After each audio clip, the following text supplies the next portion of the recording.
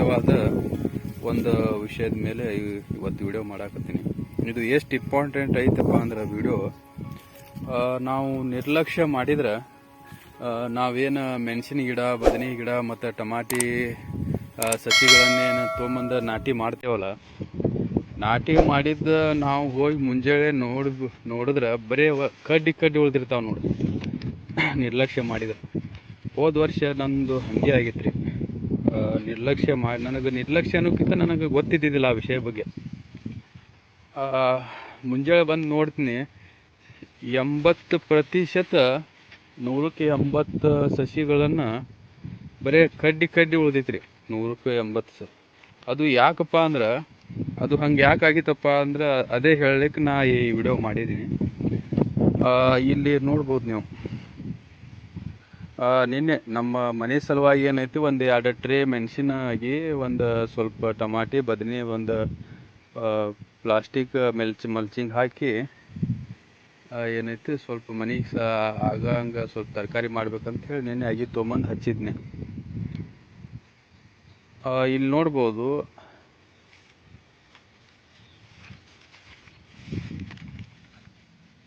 ಈಗ ನನಗೆ ಮೊದಲೇ ಗೊತ್ತಿತ್ತು, ಯಾಕಂದ್ರೆ ಹೋದ ವರ್ಷ ಅನುಭವ ಆಗಿತ್ತಿದ್ದು ಸ್ನೇಲ್ದು. ಅಂದ್ರೆ ನಾವು ಬಸವನ ಹುಳ ಅಂತೇವಲ್ಲ, ಈ ಬಸವನ ಹುಳ ಹೋದ ವರ್ಷ ತೊಗೊಂಬಂದಿದ್ದ ಔಷಧ ಇತ್ತು. ಸ್ನೇಲ್ ಕಿಲ್ ಅಂತೇಳಿ ಔಷಧ ಬರ್ತೈತಿ. ಅದು 900, 1000, 1100 ರೂಪಾಯಿ ಬೀಳ್ತೈತಿ. ಅದು ಈ ಫರ್ಟಿಲೈಸರ್ ಅಂಗಡಿ ಒಳಗೆ ಸಿಗ್ತೈತಿ. ಅದು ಈ ಥರ ನೋಡಿರಿ ಹೆಂಗೆ ಅದನ್ನು ಅವಲಕ್ಕಿ ಒಳಗೆ ಮಿಕ್ಸ್ ಮಾಡಿ, ಅದು ನಾವು ಬರೀ ಸ್ನೇಲ್ ಕಿಲ್ಲೇ ಹಾಕಿದ್ರೆ ಅದು ಭಾಳ ಬೇಕಾಗ್ತೈತಿ. ಆದ ಕಾರಣ ನಾ ಸ್ವಲ್ಪ ಅವಲಕ್ಕಿ ನೆನೆ ಹಾಕಿ ಅದಕ್ಕೆ ಒಂದು 4 ಪೆನ್ಸಿಲ್ ಟೈಪ್ ಬರ್ತೈತಿ. ಅದಕ್ಕೆ ಒಂದು 4 ನೆನೆ ಹಾಕಿ ಅದನ್ನು ಅವಲಕ್ಕಿ ಒಳಗೆ ಮಿಕ್ಸ್ ಮಾಡಿ ಈ ಥರ ಬಡ್ಡಿಗೆ ಹಾಕಿದ್ದೆ. ಯಾಕಂದ್ರೆ ನನಗೆ ಹೋದ ವರ್ಷ ಅನುಭವ ಆಗಿತ್ತು ಇದ್ರದ್ದು. ಸುಮಾರು 10,000 ನನಗೆ ಲುಕ್ಸಾನ್ ಆಗೈತಿ. ಇಲ್ಲಿ ನೋಡ್ಬೋದು ಹೆಂಗೆ, ನೋಡ್ಬೋದು ಇಲ್ಲಿ ನೀವು, ಇಲ್ಲಿ ಹಾಕಿದ್ರು ಈ ಥರ ತಿಂದಿದ್ದಾವೆ. ಈಗ ಇಲ್ಲಿ ನೋಡ್ಬೋದು, ಸುಮಾರು ಅದು ಸ್ನೇಲ್ ಕಿಲ್ ಹಾಕಿದ್ರು ಸಹ 10% ತಿಂದಾವು. ಇಲ್ಲಿ ನೋಡಿ ಯಾವ ಥರ ತಿಂದು ಸತ್ತು ಬಿದ್ದಾವೆ. ಇಲ್ಲಿ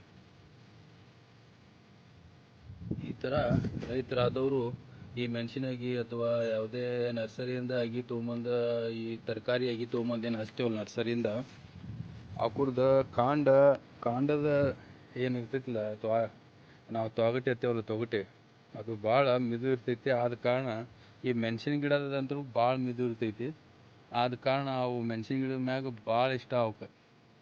ಅದಕ್ಕೆ ಎಲ್ಲ ಮೆಣಸಿನ ಗಿಡ ಅಥವಾ ಟಮಾಟಿ, ಬದನೆ ಬೆಳೆಯುವಂಥ ರೈತರು ಏನೈತಿ, ಮುಂಜಾಗ್ರ ಕ್ರಮವಾಗಿ ಆಗಿ ಹಚ್ಚಿದ ತಕ್ಷಣ ಹಿಂದೆ ಹಂಗೆ ಏನೈತಿ ಈ ಥರ ಸ್ನೇಲ್ ಕಿಲ್ ಮತ್ತು ನೈಸರ್ಗಿಕವಾಗಿ ನಾವು ಸಾವಯವ ಕೃಷಿ ಮಾಡೋರಿಗೆ, ಮೊನ್ನೆ ರಂಗು ಕಸ್ತೂರಿ ಸರ್ ಒಬ್ಬರು ವಿಡಿಯೋ ಮಾಡಿದೆ. ಇಲ್ಲಿ ಅಥಣಿವ ಅಥವಾ ಚಿಕ್ಕೋಡಿ ಭಾಗದಾಗ ಯಾರೋ ರೈತರು ಈ ತಂಬಾಕಿನ ಪುಡಿ ಅಂತಾರಲ್ಲ, ಅದನ್ನು ಸಹ ಬಡ್ಡಿಗೆ ಹಾಕಿದೆವು ಅಂದ್ರೆ ಅದಕ್ಕೆ ಸಂಪರ್ಕ ಬಂದ ತಕ್ಷಣ ಏನೈತಿ ಅದು ಬಸವನ ಹುಳ ಸಾಯ್ತದಂತ ಹೇಳಿ ಅವರು ರೈತರು ಹೇಳಾಕತ್ತಿದ್ರು.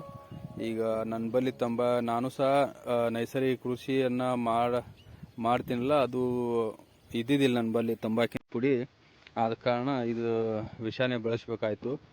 ಮತ್ತು ಇನ್ನೊಂದು, ಈ ನೈಸರ್ಗಿಕ ಕೃಷಿ ಮಾಡೋರು ಮತ್ತು ಈ ಪ್ಲಾಸ್ಟಿಕ್ ಮಲ್ಚಿಂಗ್ ಸಹ ಬಳಸೋದಿಲ್ಲ. ಅನಿವಾರ್ಯವಾಗಿ ನನ್ನ ಬಳಿ ಸ್ಟ್ರಾ ಮಲ್ಚಿಂಗ್ ಅಥವಾ ಒಣ ಹೊದಿಕೆ ಇಲ್ಲಾರ್ಕ ಇದನ್ನು ನಾ ಬಳಸೀನಿ.